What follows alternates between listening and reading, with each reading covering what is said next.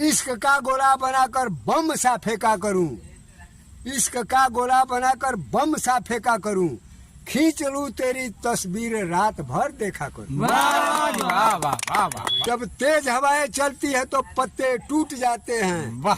जब तेज हवाएं चलती है तो पत्ते टूट जाते हैं, जब नए यार मिलते हैं तो पुराने छूट जाते हैं।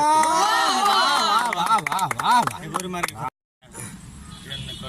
अरे कागज के फूल छुओलू तो गुलाब हो गई, कागज के फूल छुओलू तो गुलाब हो गई, अब पानी में अंगुरी डाल देलू तो शराब हो गई। सुगंध आप लीजिए, फूल है गुलाब का सुगंध आप लीजिए, खत है गरीब का जवाब आप दीजिए। इश्क का गोला बनाकर बम सा फेंका करूं, इश्क का गोला बनाकर बम सा फेंका करूं,